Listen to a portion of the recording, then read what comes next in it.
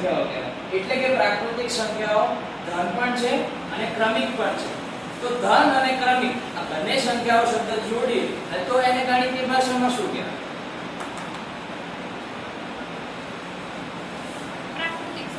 પ્રાકૃતિક સંખ્યા. સૌથી નાની પ્રાકૃતિક સંખ્યા કઈ?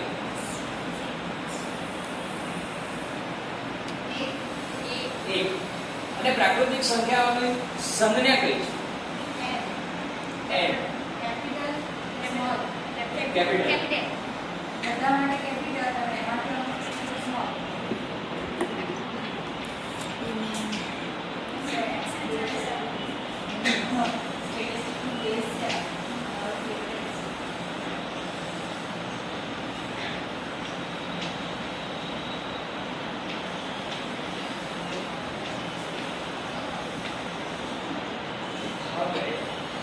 આ પ્રાકૃતિક સંખ્યાઓ એની અંદર અગર શૂન્ય ઉમેરવામાં આવે તો એ કેવી સંખ્યાઓ બને?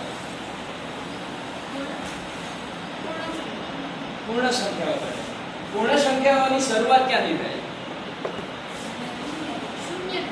શૂન્યથી થાય. પૂર્ણ સંખ્યાઓની સંજ્ઞા શું? ડબલ.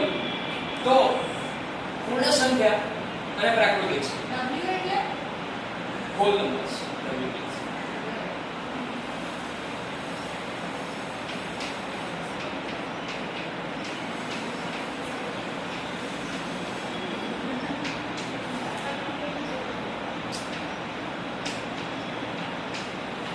आना में इंटरनल में हमारी भूल बतावे.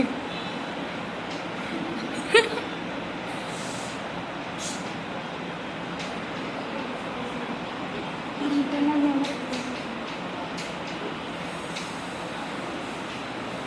વિદ્યાર્થીઓ તમે બોર્ડ પર જોઈ શકો છો કે પૂર્ણ સંખ્યાઓ 1 2 3 4 અપ ટુ ઇન્ફિનિટી.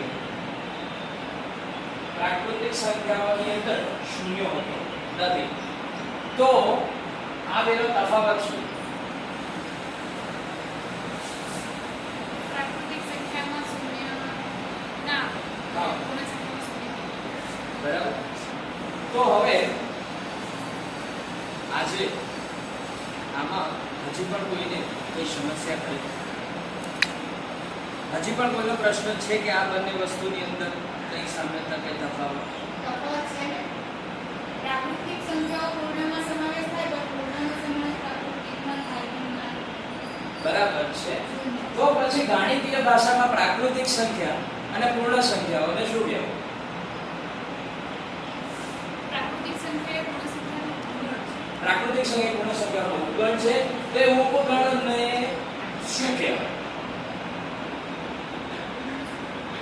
અને સાંકેતિક ભાષા શું છે અને ગણિતીય ભાષામાં શું કહેવાય? એની સંજ્ઞા શું?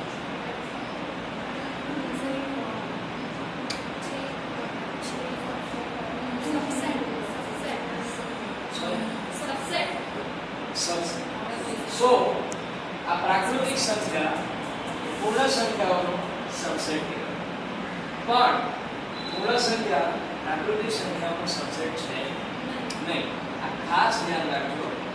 કારણ કે પ્રાકૃતિક સંખ્યા 1 2 3 થી ચાલુ થાય છે અપ ટુ ઇન્ફિનિટી છે અને પૂર્ણ સંખ્યાનો સમાવેશ 0 થી થાય છે. એટલે આ બંનેનો તફાવત જ એ છે કે આની અંદર 0 પહેલા આવે છે જે પ્રાકૃતિક સંખ્યામાં નથી. આ એનો બેઝ અને ખાસ છે. તો આવતીકાલે આપણે આની આગળની ચર્ચા કરીશું.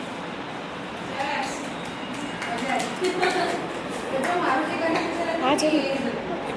પ્રાકૃતિક વાળું બંધ કરો.